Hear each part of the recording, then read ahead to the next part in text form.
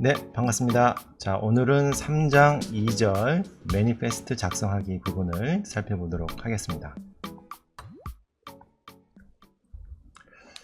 자, 이번 장에서는 우리가 매니페스트 파일을 실제로 한번 만들어 보고요. 그리고 그 결과 화면이 어떻게 나오는지를 직접 확인해 보도록 하겠습니다.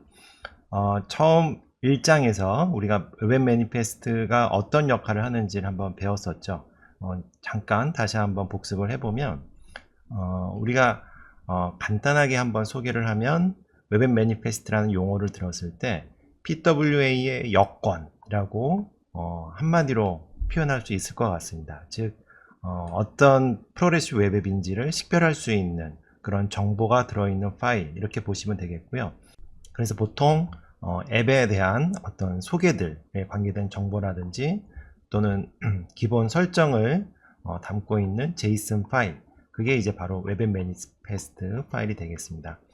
그래서 프로레스 웹 앱이 실행될 때 가장 중요한 핵심 요소가 있는데 그 중에 하나다라고 보시면 되겠고요. 자, 그래서 한번 이 웹 매니페스트 파일을 직접 이제 만들어 볼 건데, 그래서 어떻게 해볼 거냐면은 먼저 이제 프로젝트 파일을 한번 준비를 해보고요.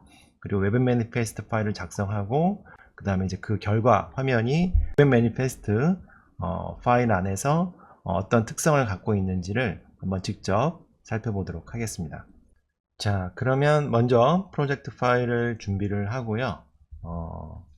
제일 먼저 필요한 거는 이미지 파일들이 좀 필요합니다. 그래서 제가 이제 책에 필요한 소스들을 이제 미리 제공을 해 드렸는데요. 그 파일을 신규로 작업할 때 어떻게 가져와서 사용하실 수 있는지를 한번 소개해 드리도록 하겠습니다. 자, 지금 제가 이제 비주얼 스튜디오 코드를 두 개를 열었습니다. 왼쪽은 ex03 practice라는 폴더로, 신규 폴더를 하나 만들었고요. 그 다음에 우측에 있는 비주얼 스튜디오 코드는 이제 제가 제공해 드렸던 기존의 예제 ex03, 그래서 3장의 예제 파일이 되겠습니다. 자, 이렇게 이제 빈 프로젝트 폴더를 먼저 여시게 되면 여기 이제 보시면은 이미지 파일들이 있어요. 그래서 여러분들이 실습하기 편하시게 요거를 그대로 가져와서 쓰시면 되겠습니다. 그래서 요 폴더를 오른쪽 버튼을 이제 누르시면 복사가 있어요. 그래서 복사 버튼을 한번 누르시고요. 그리고 이제 왼쪽 폴더로 와서, 자, 여기서 오른쪽 버튼 누르신 다음에 조금 이제 내려보시면 붙여넣기라는 게 있습니다. 그래서 이 붙여넣기를 선택하시면은 여기 있는 이제 폴더를 그대로 이렇게 쉽게 복사하실 수가 있습니다. 그래서 필요한 여러 가지 파일들이 이렇게 옮겨진 거를 알 수가 있습니다. 그리고 여기 아이콘 폴더에 가보면 또 작업에 필요한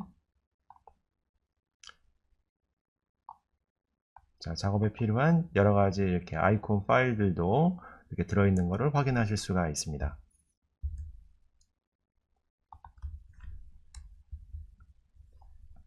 자, 그 다음에 이제 웹 매니페스트 파일을 이제 작성을 해야 되죠. 그래서 파일 이름은 manifest.json 파일로 만드시면 되겠습니다. 자, 루트 폴더를 먼저 선택을 한번 하시고 상단에 보시면 새 파일이라는 단추가 있거든요. 그래서 여기다가 manifest.json 이라는 이제 파일을 하나 이렇게 신규로 만드시면 되고, 여기다가 이제 직접 타이핑을 하시면 되는데, 근데 manifest.json 파일은 굉장히 자주 사용되기 때문에 직접 여러분들이 이제 타이핑 하셔도 물론 되지만 미리 혹시 이제 템플릿이 있으면 이제 그거를 복사하시고 그 다음에 속성 값을 바꾸는 게 훨씬 더 작업의 효율을 높일 수가 있죠. 그래서 제가 이제 미리 좀 준비를 해 드렸습니다.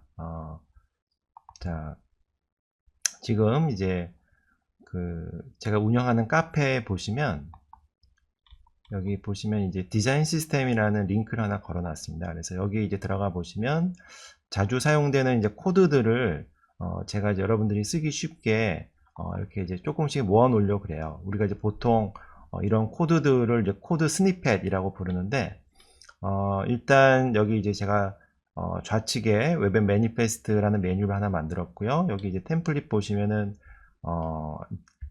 여기 사례 포함이라는 이제 탭을 눌러 보시면 이렇게 이제 샘플로 이렇게 돼 있고요. 그리고 이제 빈 템플릿이 있으니까 이제 요거를 우측 상단에 보시면은 이렇게 카피 to 클립보드라는 단추가 있습니다. 그래서 이걸 이제 클릭하시면 이렇게 이제 복사가 됩니다. 그러면 여러분들은 그냥 여기 작업하실 때마다 필요하면 언제든지 컨트롤 V 해서 이렇게 가져오시면 아주 손쉽게 작업을 하실 수가 있습니다.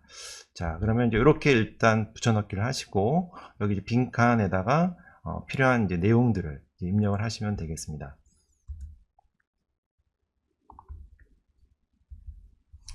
자, 그래서 이제 여기 하단에 링크가 있으니까 직접 이 링크를 이용해서 사용하셔도 됩니다.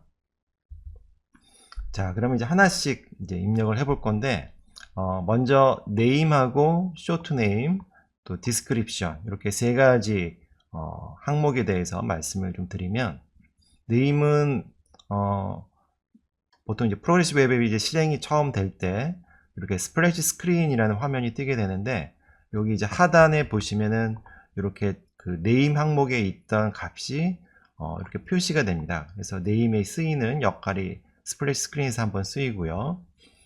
그 다음에 옴니박스 버튼에 설치 버튼, 이렇게 플러스 모양의 버튼을 이제 누르시게 되면 이렇게 팝업 창이 뜨면서 설치와 관계된 제목이 뜨게 되는데, 이때도 여기 적혀 있는 네임이 사용되게 됩니다. 그래서 네임의 쓰임이 이렇게 두 가지 용도가 있고요. 자, 그 다음에 이제 쇼트 네임은 그러면 언제 쓰이느냐 하면 모바일 환경에서 주로 쓰입니다. 모바일 환경에서 처음 이제 프로그레시브 웹에 접속을 하게 되면, 그럼 하단에 이렇게 배너가, 설치를 위한 배너가 뜨게 되는데, 이 설치 배너의 제목이 바로 이 쇼트 네임에 적혀 있던 값이 표시가 됩니다. 그리고 이제 이 버튼, 이 배너에 있는 이 단추를 이제 누르게 되면 이 홈 화면에 이제 아이콘이 추가가 되는데, 그때 제목은 쇼트 네임은 아니고 네임에 있던 또 제목이 쓰인다는 거, 요건 좀 유의해서 보실 필요가 있을 것 같습니다. 자, 그래서 이렇게 세 가지 항목이 이제 중요한데, 그 중에 이제 네임과 쇼트 네임이 이렇게 스플래시 스크린이라든지 설치 화면과 관계될 때, 또는 홈 화면과 관계된 제목들 사용된다는 거 기억을 하시고요. 그 다음에 디스크립션 부분은 실제로 이제 쓰이는 부분은 없지만, 보통 검색 엔진에 웹 크롤러가 정보를 가져갈 때 활용되고 있습니다. 자, 그럼 한번 실제로 타이핑을 해서 입력을 해 보도록 하겠습니다. 자, 여기다가 이제 여러분들이 이제 표시하시고 싶은 이름을 쓰시면 되겠어요. 자, 예를 들면은 뭐 안녕하세요 BWA by 자바스크립트 이렇게 쓰시면 되고요. 그 다음에 쇼트네임 부분도 입력하시면 되는데, 아무래도 네임보다 조금 줄여서 표현을 해야 되니까 구분되도록 제가 안녕하세요는 쓰지 않고 BWA by 자바스크립트까지만 표현을 해 보겠습니다. 자, 그 다음에 이제 디스크립션 부분에는 이제 설명인데, 뭐 일단 간단하게 프로그레시브 웹 앱 스타트 프로그램 뭐 이렇게 이제 간단하게 쓰고요. 자, 다음은 이제 시작 URL을 이제 설정을 해야 되는데요. 시작 URL과 관계돼서는 이제 두 가지 항목이 굉장히 중요한데, 하나는 이제 스코업이고 또 하나는 이제 스타트 URL입니다. 그래서 스코업은 이 프로그레시브 웹 앱이 어느 폴더에 있는지 기준이 되는 그 폴더를 알려주는 게 일단 필요합니다. 그래서 그 폴더 범위 안에서 이 프로그레시브 웹 앱이 이제 적용되겠다라는 그 적용 범위를 알려주는 게 바로 스코업이 되겠고요. 일반적으로 이렇게 그냥 점을 찍어서 현재 폴더에 있는 것들을 다 적용시키겠다, 이렇게 이제 적어주시면 되고요. 그 다음에 스타트 URL은 처음 프로그레시브 웹 앱이 실행될 때 시작할 index.html 파일이 들어있는 폴더를 적어주시면 되겠어요. 그래서 일반적으로 이렇게 점 찍고 그 다음에 이렇게 슬래시를 해서 그 경로까지 표시를 해주시면 될 것 같습니다. 자, 그래서 이렇게 표시를 이제 해주시면 되겠어요. 그래서 이 스코프 부분에는 점을 찍으시면 되고요.